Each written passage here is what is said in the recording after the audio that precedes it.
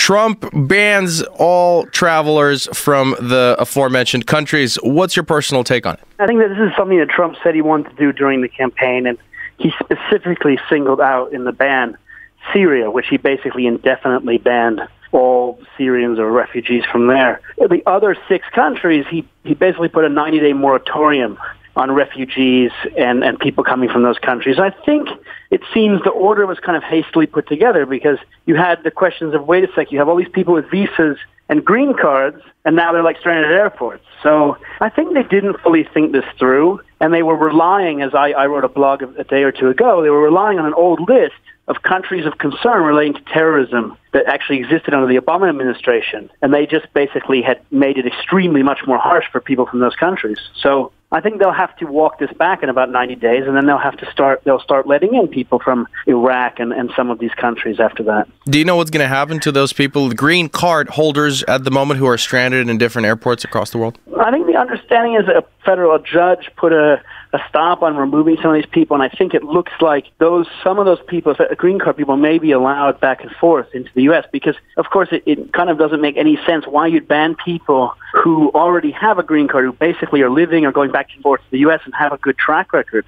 It's, if they wanted to cut down on refugees or immigration, it's one thing to say, okay, for 90 days, we're not going to take any more applications. But you have people with visas that were just about to go to America for vacation or they were traveling or they're studying. So a lot of those people were harmed by this, I think, and taken aback because they had no warning. What happened with the, not what happened, but we all know that it was the Obama administration that actually put out the Terrorist Travel Prevention Act, as you said, the old list. But now It's presented as it was Trump's call to do this, even though it coincided with his pledges during the campaign trail. Why is Trump all of a sudden bad for doing what Obama did, but didn't have time to do it? I think there was no evidence that Obama was going to ban people, but basically the Obama administration had come up with a list, along with Congress and Department of Homeland Security, of what they called countries of concern. Basically places where there was terrorists or ISIS were present, and they thought anyone who had gone to those countries would no longer come under this visa waiver program or certain other programs. So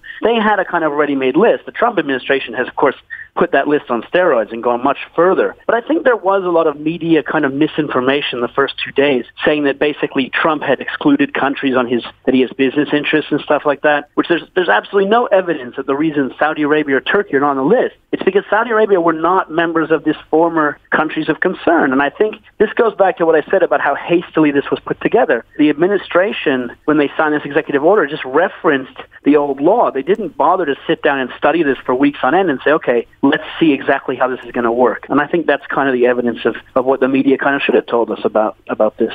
What about the Article 14 of Universal Declaration of Human Rights about the rights to asylum?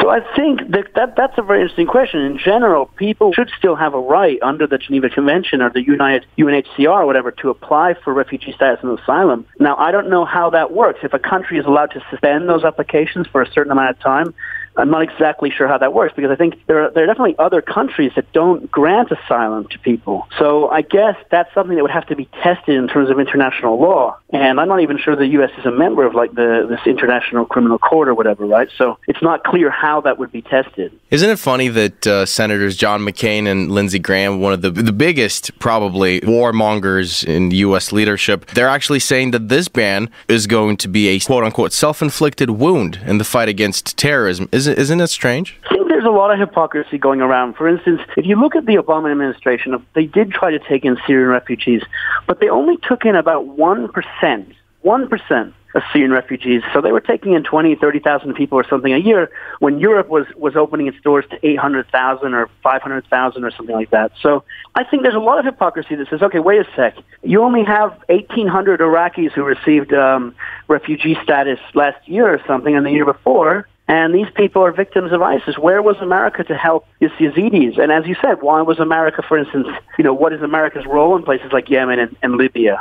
So I think there is kind of this hypocrisy. I mean, that somehow the Trump ban is going to create radicalization, but Obama's drone policy or some of these other policies didn't contribute to that? I think that's a good question. Fair points, Seth. Last question I have for you, sir. After the announcement of the order, there was a lot of protests taking place, but mostly it was in the West. Mostly it was in Western countries, but not so much in the Middle East, maybe granted for a little bit in Iran. So why did the Muslim countries actually keep silent on the issue, or was it that they were just busy? They were just busy with their own internal things, like fighting wars that America started to begin with.